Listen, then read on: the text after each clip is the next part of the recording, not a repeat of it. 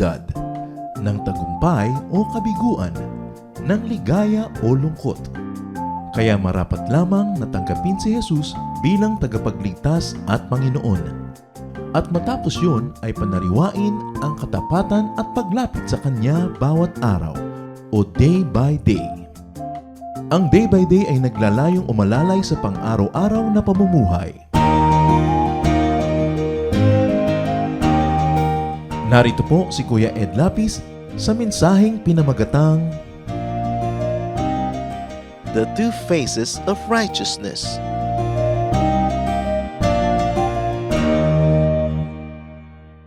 Ano po ba ang hinahanap sa mga anak ng Diyos? Ano ba dapat ang pangunahin na katangian ng mga anak ng Diyos? The people of God are to be righteous. 1 Peter 2:24, He Himself bore our sins in His body on the tree, so that we might die to sins and live for righteousness. By His wounds, you have been healed. So binigyan po tayo ng pangalawang pagkakataon, nagkaroon tayo ng pangalawang buhay, ng buhay na walang hanggan. Hindi lamang para tayo magpunta sa langit, kundi habang narito tayo sa lupa, ay magkaroon ng kaayusan ng ating buhay. So life was given by the Lord not only for eternity, so that while we are here on earth, we might live in righteousness. Righteousness is the goal of life. In fact, it is the goal of our new life. It is so easy to be self-righteous, but to be genuinely righteous is what God requires of us. Ang ating mong pag-aaral ngayon, pinamagatan natin the two faces of righteousness. Ang dalawang mukha ng pagiging matuwid, pagiging makadiyos, pagiging tama.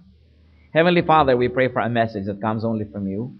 A message, Lord, that's simple for us to understand and yet rich enough for us to live on. We pray, Father, that you may be our speaker. Use your servant only as your footstool, but lift up only your name. And we pray, Father, that your message may be our food, our medicine, our strength, our life. Take over, dear Lord. Preside over this activity. Speak to your people. We are the sheep of your pasture. We are your church. And we like to be fed by your words. And may your words give us the light so we may live a righteous life.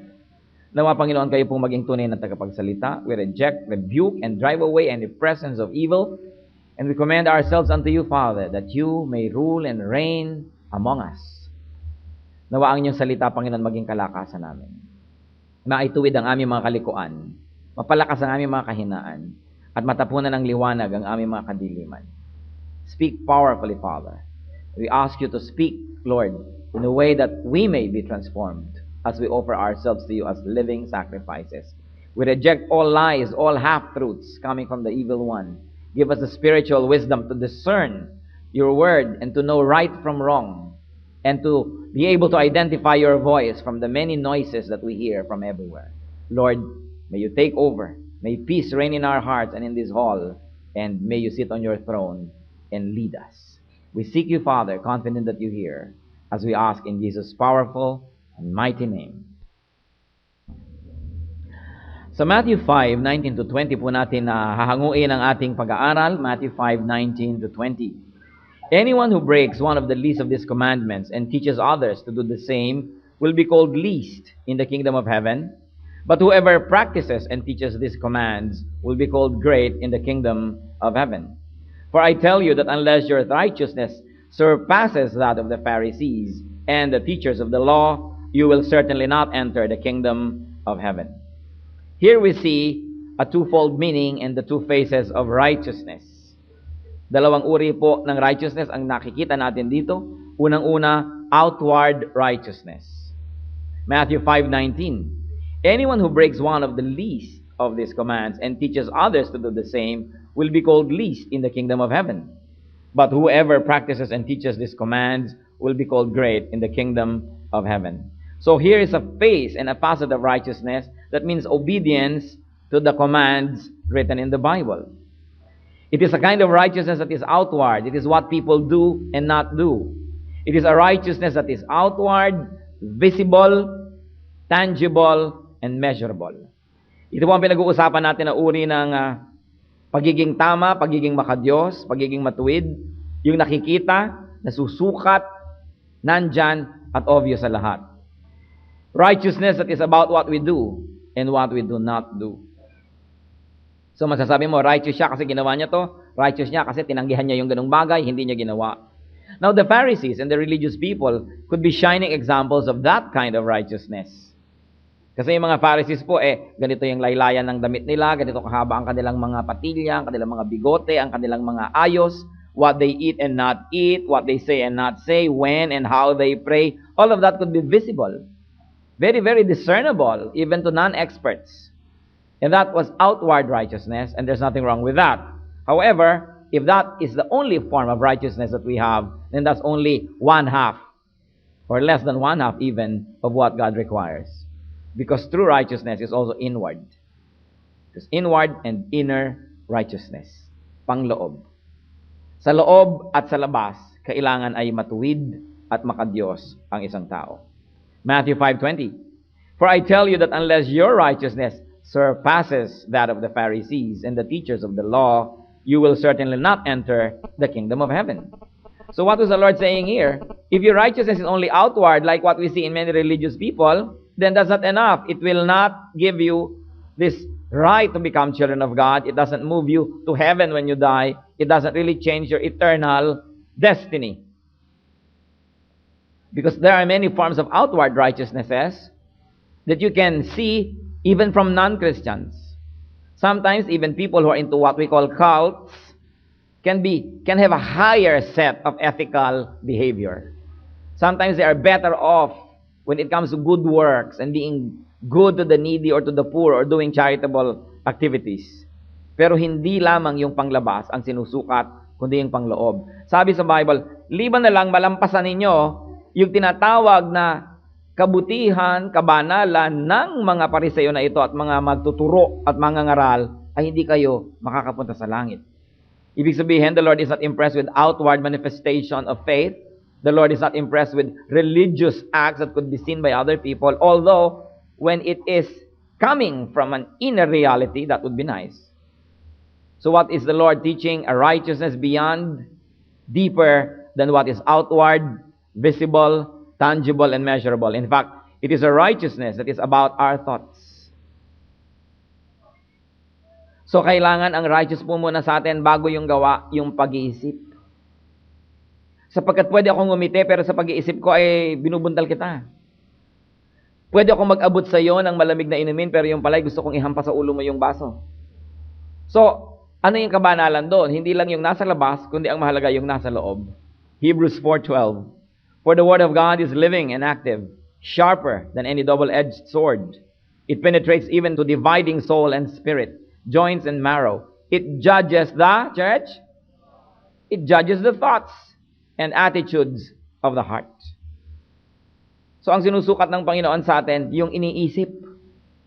Ganon daw katalim ang salita ng Diyos, ganon katalim ang Espiritu ng Diyos, at ganon siyempre katalim ang mata ng Diyos, na kaya niyang hatiin daw yung mga litid mula sa buto. So kaya niyang hatiin yung parang mukhang mabuting gawa sa isang hindi naman mabuting pag-iisip. While people may be easily deceived by outward show and showmanship, the Lord looks at the heart. The Lord not only looks at the deed, but more importantly, at the thought behind that deed. So sometimes we may appear to be charitable, but inwardly we're actually just investing. We just want to do good to people so they'll do good in return, and we are doing this so we may earn accolades or recognition. Baliwala yun sa Diyos, hindi siya impressed. An inner righteousness is a righteousness about intentions and motives. Ano bang motibo ko? Okay, mabuti ang pakitungo ko sa iyo, pero ang motibo ko, para ka lang pala tumanaw ng utang na loob, para ka lang pala humanga sa akin, baliwala pa rin. Proverbs 16:2. All a man's ways seem innocent to him, but motives are weighed by the Lord. Laging ang motibo, tinitingnan ng Panginoon. Kumbaga na-x-ray, na-ultrasound ang mga pinagagagawa natin, so hindi lang tayo pwedeng mandaya sa nakikita sa labas, sapagkat kita naman ang loob. 1 Corinthians 4:5. Therefore, judge nothing before the appointed time. Wait till the Lord comes. He will bring to light what is hidden in darkness and will expose the motives of men's hearts. At that time, each will receive his praise from God. So what will the Lord expose? The motives of men's hearts. That we should not only strive to do what is good, but we should really strive, by God's help, to be really, genuinely good inside. Hindi lang panglabas, pangloob mahalaga. So a righteousness that is about values. Our value system. How we look at the universe. How we look at life.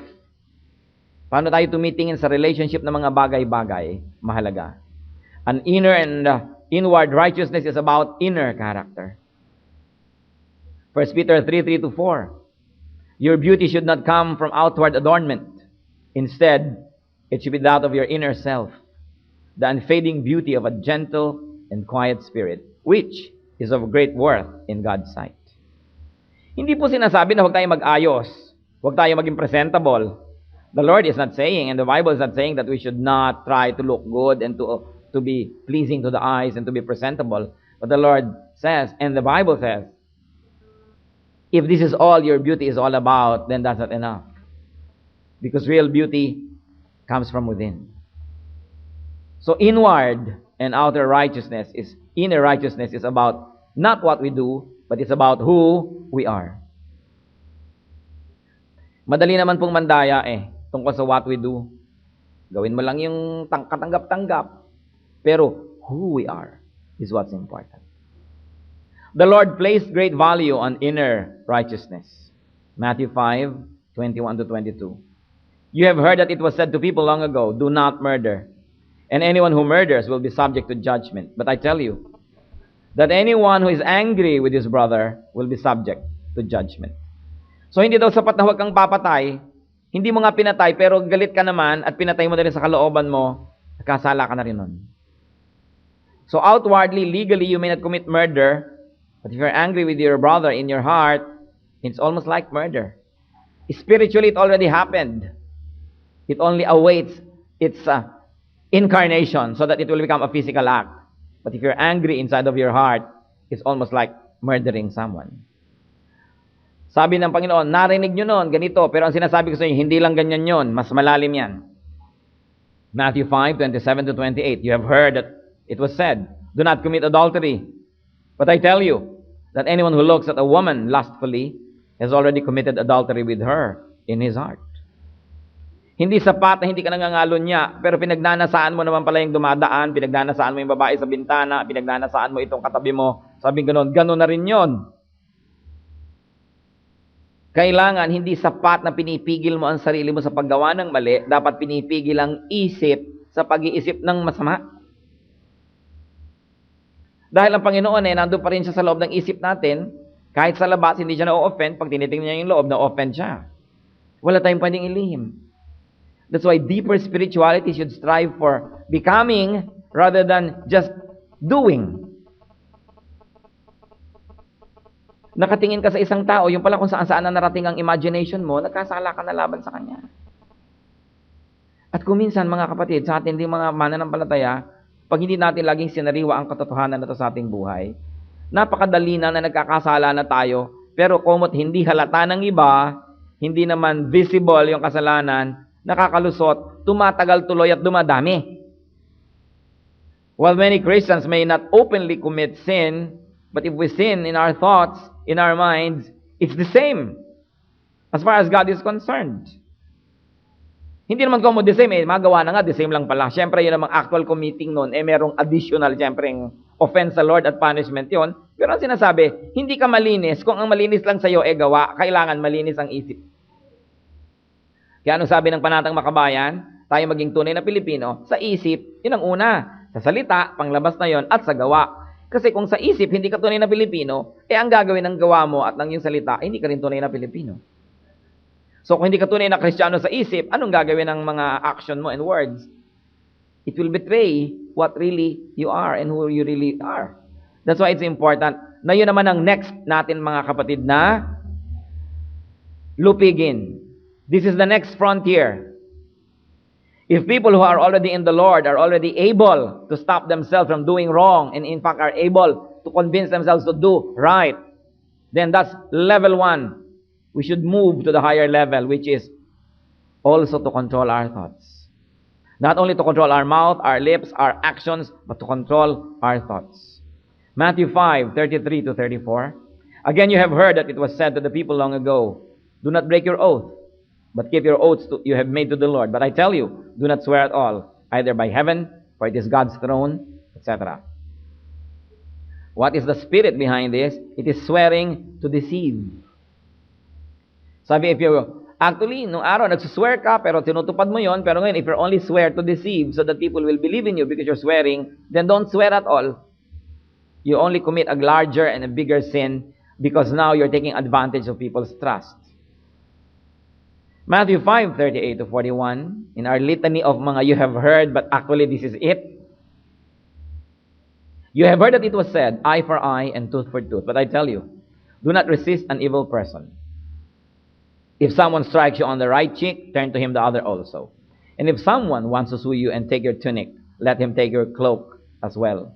If someone forces you to go 1 mile, go with him 2 miles. Now, so many people have become too literal about this, that really when somebody strikes them on the left, they offer the right cheek also. But what we see here, as one of the deeper essences is, huwag ka masyadong matuos. Do not compute too much. Sabi, if somebody forces you to go 1 mile, you say, nakaka 1 mile ka na, tama na. So, go 2 miles. In other words, sige na, ano bang sumobra yung kabutihan mo? O naabuso ka na, huwag kang masyadong matuos na, o nakakatatlong abuso ka na, sa ika-4 hindi na pwede. So, sige lang, pagbigyan mo. Sapagkat yan ang magiging daan para makita niya kung sino ka talaga, anak ka ng Diyos. At yan ang magiging daan para ikaw ay magkaroon ng panahon, pagkakataon, patotoo, para siya ay madala sa Panginoon. Don't be too technical. Especially counting people's sins and offenses. It says, 1 mile, go 2. Why bother being so exact about these things? Ano pa po ang sabi ng Matthew 5:43 to 45? You have heard that it was said, love your neighbor and hate your enemy. But I tell you, love your enemies and pray for those who persecute you, that you may be sons of your Father in heaven. He causes His sun to rise on the evil and the good, and sends rain on the righteous and the unrighteous. In other words, when you put all of these things together, what was the Lord saying? Do not be content with your old form of religiosity. Do not be content with thinking that because you are outwardly religious, because you obey all the traditions, and socially you're acceptable to religious people, do not think that you're all right. Because if it's all that you are, just like the Pharisees and the teachers of the law, you will never enter the kingdom of heaven. What is it saying?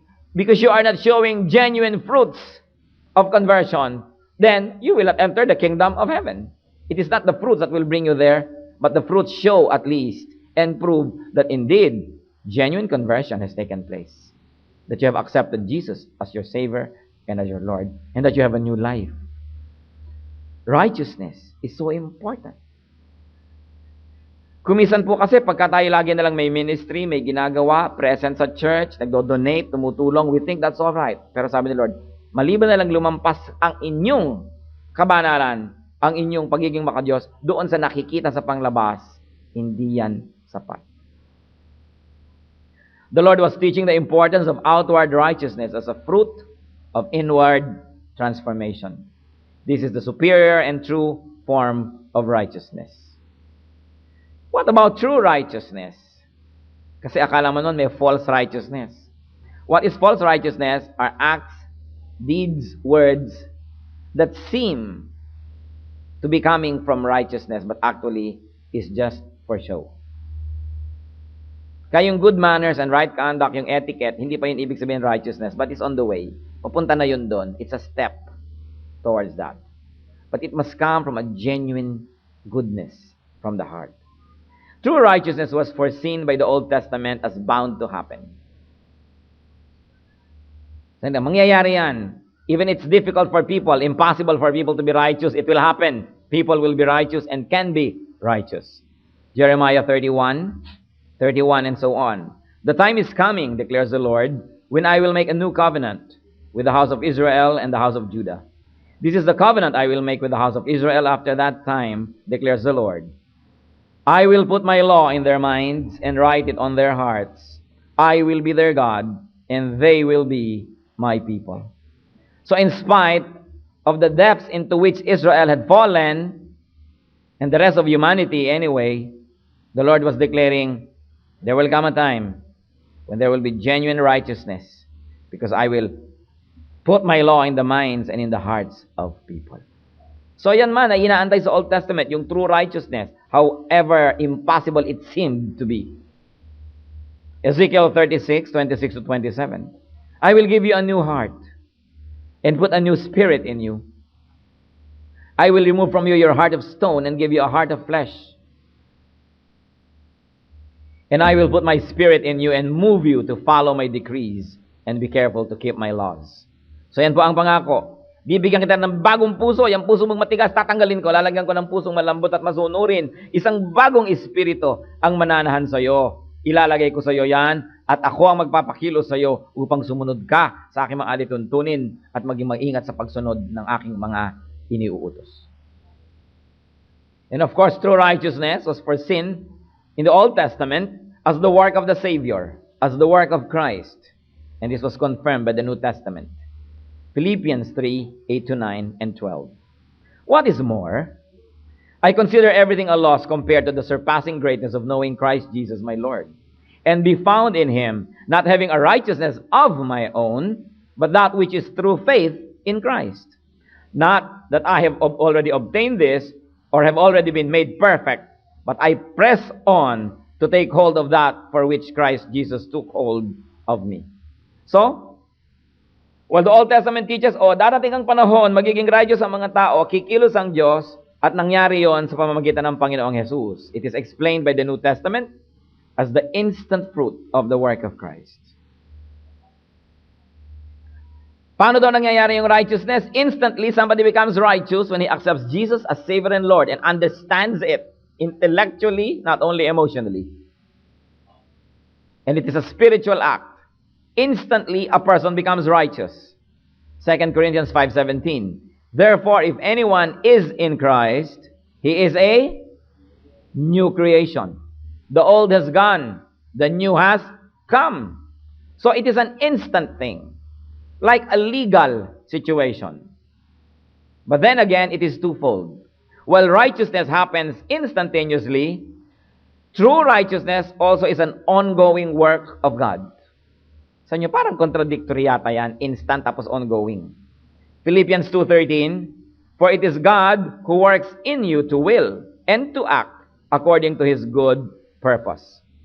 So, what happens when you accept the Lord Jesus Christ into your life? You instantly become righteous.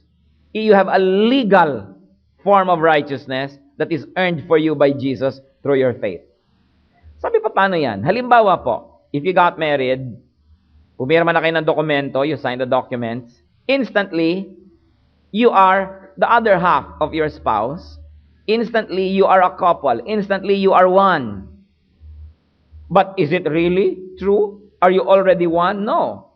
Well, you have become instantly a couple through an act, meaning through your signing the documents.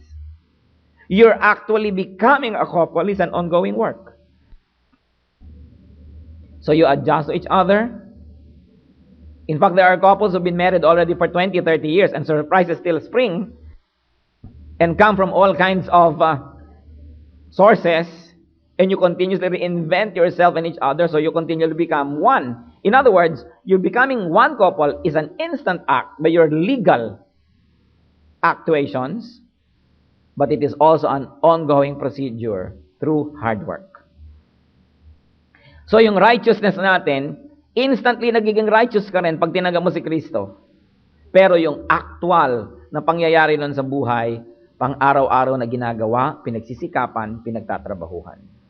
So sasabihin natin, if righteousness and perfection is the requirement to go to heaven, what if I accepted the Lord now, so instantly I'm righteous, and I died tomorrow when actually I am not really righteous yet? I have not given up on my vices, I have not stopped this and stopped that, I have not begun doing this and that. So what happens to me? Just like in any procedure, death puts into effect many legal situations.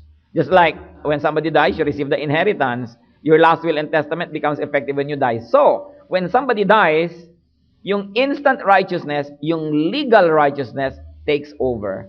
Therefore, you are counted as perfect. Not because of your actual righteousness, but because of your legal status as righteous through faith in the Lord. Parang ganito yun eh.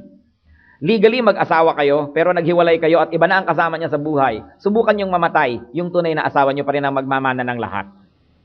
Kasi hindi yung actual wife mo nakaulayaw doon ng may karapatan, kundi yung legal wife mo. Kaya yung mga kinida, nagmamadaling mapakasalan eh. Sabi nila, paano yan? Pag namatay ka, kanino ang bangkay? Kanya o akin? Pagka kinuha yun ng legal wife, wala kang magagawa kasi siya yung legal. So, pag namamatay ang tao, nagte-take effect what is legal. So, pag namatay tayo, kahit hindi pa tayo perfect actually sa buhay na ito, ang magte-take effect yung ating legal righteousness. Pero habang buhay pa tayo, dapat nagiging tayong actually more and more righteous. Why? Because we are being changed from glory to glory. And we were created for righteousness, to do good works. And then we glorify God through righteousness, and you earn for yourselves treasures in heaven. So, napakahalaga to be not only legally righteous, but to be actually righteous. And sometimes we are not understood by many people when they ask you, when you die, you will go to heaven? You say, yes. Yabang naman ito, buhay pa, magkakasala pa, sure na. No, because it is my legal righteousness that will give me eternal life, not my actual righteousness. And what will actual righteousness do? Well, my actual righteousness will glorify God. My actual righteousness will earn for me treasures in heaven. My actual righteousness gives me peace and a sense of accomplishment and sense of purpose and fruitfulness. But no matter how much I try, my actual righteousness cannot give me salvation. Kaya sinasabi nga even your best deeds are just like filthy rags. Kahit pinakamagaganda mong gawain, parang maruruming basahan lang kung ihahambing sa kalinisan ng Diyos. So you can never be clean enough on your own. It is our legal cleanliness that enables us to go back to God. But it is our actual cleanliness and righteousness through good works that gives glory to God and that glorifies God, and it's a good witness to people and gives us many good things. Kaya mahalaga po yung dalawa. At kung tunay ka na merong legal righteousness through faith in Christ, gagawa ka ng actual righteousness dahil yun lang ang natural. Dahil anak ka na ng Diyos, hindi na natural sa'yo magkasala. Bagamat nagkakasala tayo, pero nagkakalungkot-lungkot yung puso mo pag nagkakasala ka, nagkakalungkot-lungkot ka, nagkakagrib-grib ka. Ibig sabihin, wow, talagang meron ka ng legal righteousness dahil hindi ka na masaya sa yung actual unrighteousness. Hindi na sila magkabagay. Kaya sinusunod na po natin yung legal status. Total legally wedded na kayo. Pangatawanan mo na. Maging actual wife ka na talaga. Maging actual husband ka na. Kasi ang gulo-gulo, anong legally married to someone, then actually living with someone else. Ang gulo ng buhay na yon. Ganon din yung legally married ka na kay Lord, tapos nakikipag-live-in ka pa kay Satanas. Hindi bagay, magulo. So, this righteousness is what everything we do is all about. The work of Christ was to give us legal righteousness. Our work through the empowerment of Christ gives us actual righteousness. This brings about the new person. And this brings about the image of God in us. Pag tayo po ay nagsikap na palabasin yung true righteousness, yun ding true image of God in us will surface. Ephesians 4:22-24. You were taught with regard to your former way of life to put off your old self, to be made new in the attitude of your minds, and to put on the new self, created to be like God in the true righteousness and holiness. So, kailangan pagsikapan. Kung Diyos sabing, saved na naman ako may legal status na ako ng salvation kahit anong mangyari, saved na ako. Pero, kailangan sa pagtanaw natin ng utang na loob sa Diyos, sa pag-ibig natin sa Kanya at pagmamahal, kailangan gumawa tayo ng tama para maging actually righteous. So, outward action, inward transformation, both go hand in hand. Romans 12:1. Therefore, I urge you, brothers, to offer your bodies as living sacrifices, holy and pleasing to God. In the olden days, many people offered their bodies as dead sacrifices. They even threw children in ceremonies and burned them, threw them into fires. There are virgins who are being killed in altars being offered to God. So they are dead sacrifices. But what does the Bible say? We offer our bodies not as dead, but as living sacrifices. Therefore, it is our sacrifice through living that's important. Like, I like this pleasurable but sinful activity, I will sacrifice and not do it. Then you are a living sacrifice. When I'll rather be sleeping, but I wake up and go on an important godly activity, then I am a living sacrifice. You offer your body as a living sacrifice, that's an outward obedience. But Romans 12:2, do not conform any longer to the pattern of this world, but be transformed by the renewing of your mind, So it's an inward transformation. You do what is right on the outside, but you think right thoughts. Change the way you think. And this is true righteousness. Complete righteousness, both outward and inward. Righteousness is outward and visible. It is also inward and invisible to other people, but visible to God. We should excel in both. Because God is pleased with both forms of righteousness. Which of the two could be your weaker side? Sasabihin natin, wala naman akong ginagawang masama So, outwardly wala. Sabihin mo ganon. Pero, yung pala, sasabihin natin, iniisip ko lang yung masama. So, weak yung loob. Meron naman, strong yung loob. Mabuti ang aking intention, pero wala naman akong action. So, di kulang din yun. Hindi naman enough to have good intentions. We must have good actions. One good act is better than 1,000 good intentions. So you say, I really intend naman to stop smoking. I intend to be kind to this person. I intend to make peace with my enemy. But you never have done it. It's only an intention. So you may be strong inside but weak outside. Some are strong outside, weak inside. Both ways, the Lord should be Lord. So tama na po yung mga intentions. Intention ko naman magkaroon ng ministry. Intention ko naman ituwid ang aking buhay. Intention ko naman maging mababang loob. Tama na po yung intention, dapat action na. Remember, good intentions are not enough. They have to become good actions. Ano po ang lagay ng ating buhay ngayon, ng ating righteousness? How are our thoughts? Thought life. Whenever you smile with your lips, are you also smiling with your heart? When we give through our hands, is our heart also part of the giving? If what we do on the outside do not agree with what we do, what we are in the inside, we will get sick. That's why many people are sick. Because there's always this dissonance. There's always this pagdadalawang loob. Ganito ako sa labas, pero sa loob iba. Puro pagpapanggap. What is so important, especially in Christian life and in the church, is for us to be able to take off our masks and be ourselves. Because when we're always putting on masks, when what we seem to be is not we really are, not who we really are, we will get sick. We get sick mentally, we get sick emotionally. So to be true and true, maging totoo sa loob at sa labas. Hindi lang sa panglabas. Ama naming Diyos, nagpapasalamat kami sa mga paalala niyo. We thank you, dear Lord, for reminding us that spirituality is not only outward, but more importantly, it is inward. Look into our hearts, O Father, and see if there are any ways that are unpleasing to you. And we pray that we may be sensitive to your voice, your leading. Nawa, Panginoon, mag-graduate kami to higher and ever-increasing level of spirituality. Unang-una, maitigil namin ang masasama naming ginagawa. Pagkatapos, mapalitan nyo ng mabubuting gawa. At pagkatapos, Panginoon, mapigil namin ang mga marurumi at mga makakasalanang paraan ng pag-andar ng aming isip. At mapalitan nyo ng mga makadiyos na paraan. Tulad ng sinasabi nila, it's all in the mind. Up to a certain degree, it can be true, Lord. Kailangan sa isip namin pa lang, meron na kaming disiplina. Turuan mo kami, Lord, magdisiplina ng isip namin na pag may kaharap kami, hindi ko ano-anong mga negative things ang iniisip namin tukol sa Kanya. Na bagamat hindi sinabi na aming bibig, hindi niya narinig, pero narinig niyo naman, Panginoon. Na huwag kami, Panginoon, na mapagbalat kayo at mapagkunwari, na kunwari ay mabuti ang pakitungo namin sa tao, yung pala pagtalikod niya, kung ano-anong pinaggagawa namin laban sa Kanya, kung ano-anong iniisip namin laban sa Kanya. Ituro mo sa amin, Panginoon, na maging totoo. Magpakatotoo sa amin pong espiritualidad. Look into our hearts, Father, and may you forgive us our shortcomings. Fill us, Lord, with your strength and with your power.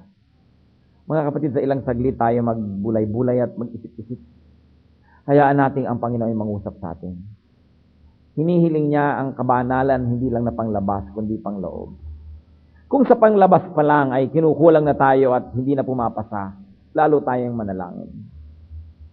At yun naman, kung pumapasa na tayo sa panglabas, mukha na tayong mabuti, Subalit meron pa tayong mga kasamaan na pangloob, isuko natin sa Panginoon. Ihingi natin ang tawad. Sapagkat sa Panginoon, hindi maaring palabas lang, hindi pwedeng pakitang tao. Kita niya ang lahat. I like to pray for strength. I like to pray for people who would like to ask the Lord for strength. Kung meron tayong mga kahinaan sa loob natin, kahinaan ng isip, mahina na igugupo tayo ng kasalanan. If we are weak inside, in our thought life, we're going to ask the Lord for strength. Resist the devil and he will flee from you. In the name of Jesus, every knee will bow in heaven, on earth, and under the earth.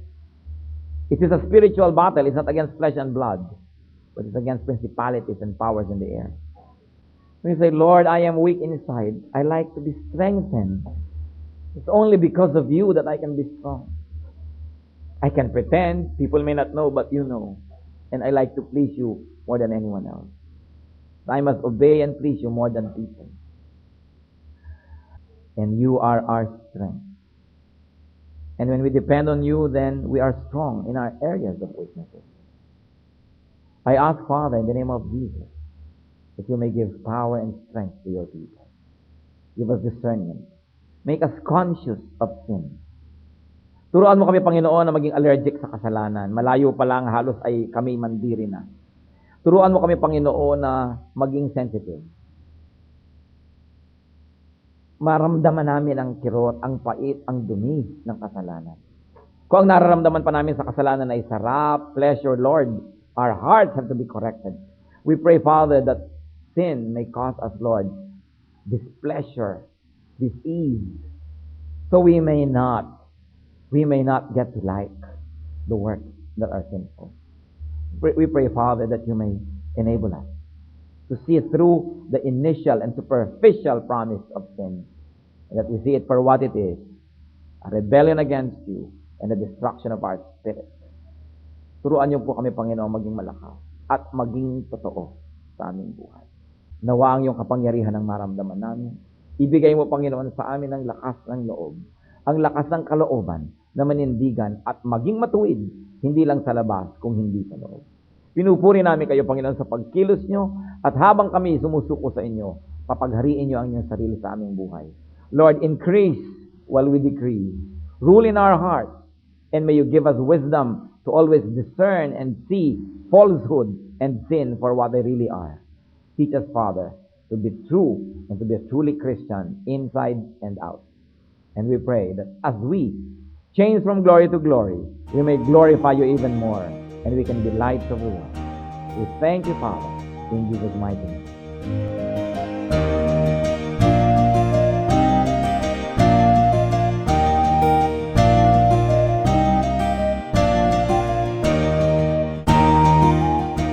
Ang katatapos pong mensahe ni Kuya Ed Lapid ay pinamagatang The Two Faces of Righteousness.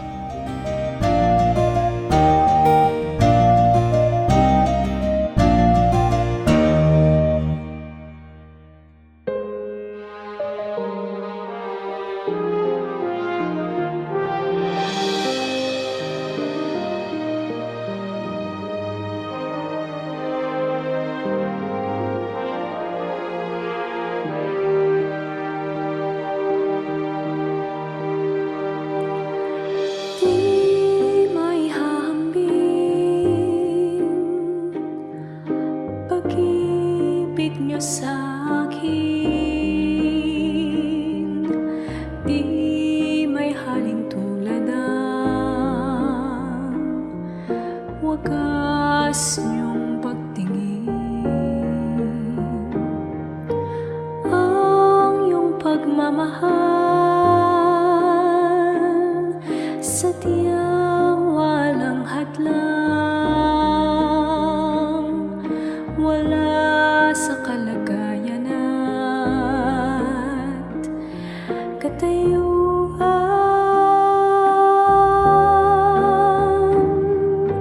Hawak niyo aking kamay sa tuwing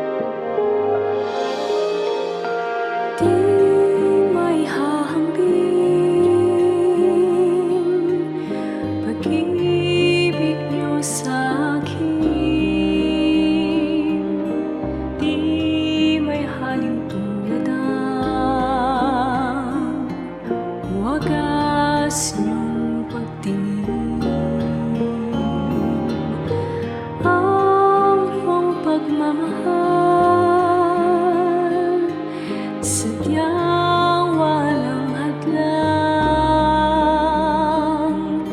wala sa kalagayanan, katayuan,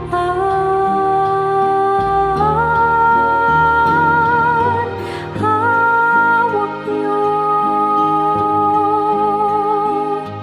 aking kamay sa tuwing nanananglahay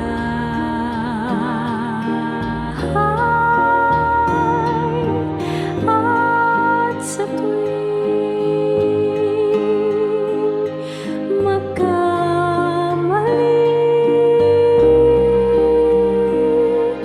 Walang hanggang pagpapatawad niyo sa'kin.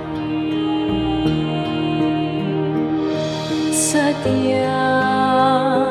di mapigil ang kabutihan niyo, kahit tumigil pag-ikot ng mundo. Sa'king kahinaan di magbabago, pag-ibig niyo sa'kin laging naririto.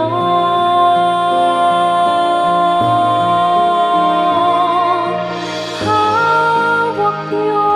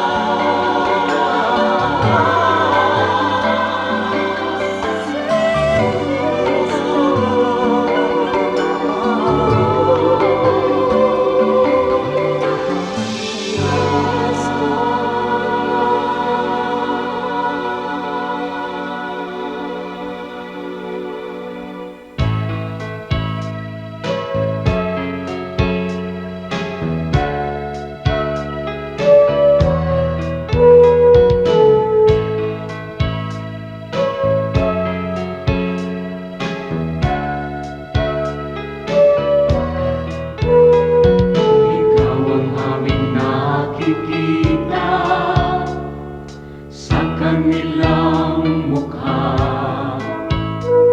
Kaya ang mabuting balita binabahagi sa mga dukha. Ngunit paano nilang masisilayan ang habag at pag-ibig mo kung hindi mapatutunayan sa aming matotoo? Kaya kung paano mo kami kinalingan, kung paano mo kami minahal, sa aming buhay nawa ay magbunga ng pagtitiyaga at pagpapagal sa aming kilos, salita at damdamin. Maranasan nilang totoo ang kabutihang natutunan namin na nagmumula sa'yo.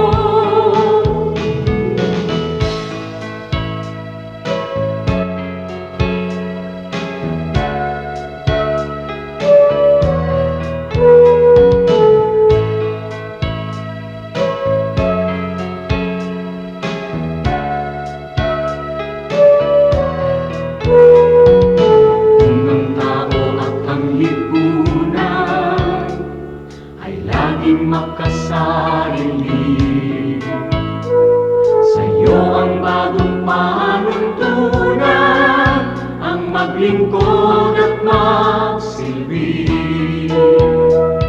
Ang aming pananampalataya patuloy mong palaguin, at sa iyong dakilang biyaya di ka namin bibiguin. Kaya kung paano mo kami kinalingan, kung paano mo kami minahal, sa aming buhay nawa ay magbunga ng pagtitiyaga at pagpapagal sa aming kilos, salita at damdamin. Maranasan nilang totoo ang kabutihang natutunan namin na nagmumula sa'yo. Ang kabutihang natutunan namin na nagmumula sa'yo.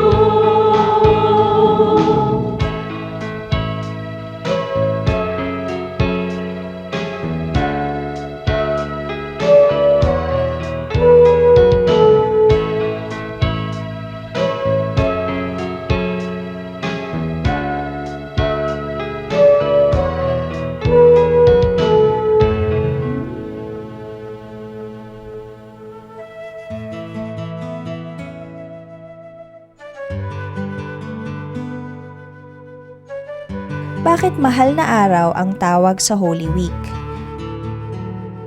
Ang ganda-ganda nga ng rendition natin dyan sa Holy Week. Dahil ginamit natin yung word na mahal. Yung mahal kasi sa atin, napakahalagang salita. Kaya yung paninda, pagka talagang expensive, mahal. In fact, yung word na mura, yung cursing at saka yung cheap, pareho rin sa Tagalog, mura. Kaya yung in-apply ng mga Pilipino yung word na mahal sa mahal na araw, napakataas kasi ng pagtingin natin sa sakripisyo ni Jesus para sa sangkatauhan. Kaya yun, hindi lang Holy Week, hindi lang banal, mas mahalaga pa sa banal, mahal na araw.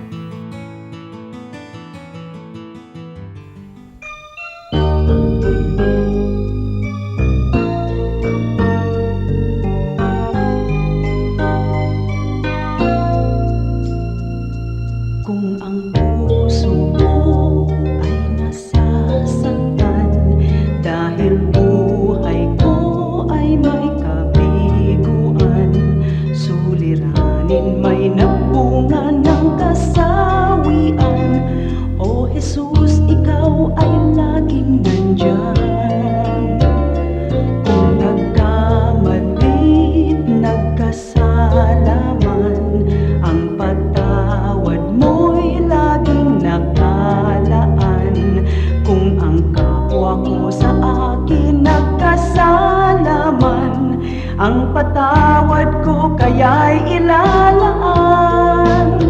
ang kabaitan mo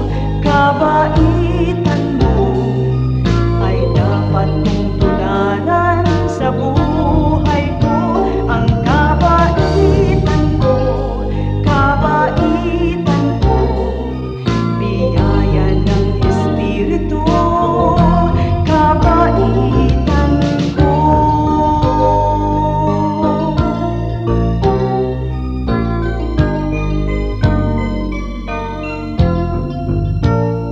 Kung nagkamali't nagkasala man, ang patawad mo'y laging nakalaan. Kung ang kapwa ko sa akin nagkasala man, ang patawad ko kaya'y ilalaan. Ang kabaitan mo ay dapat kong tularan sa buhay ko. Ang kabaitan ko, biyaya ng Espiritu, kabaitan ko.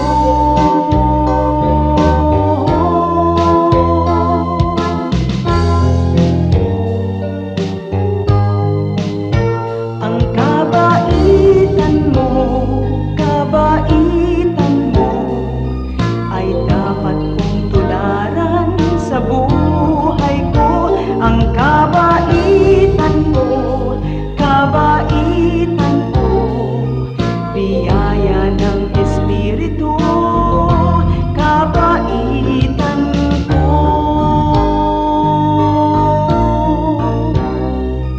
Biyaya ng Espiritu, kabaitan ko.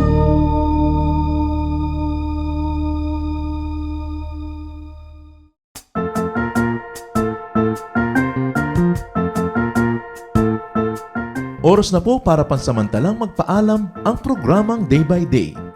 Tayo po'y magsama-sama tuwing ika-6 hanggang ika-7 ng umaga, araw-araw. Magandang umaga po at mabuhay ang Panginoong Hesus!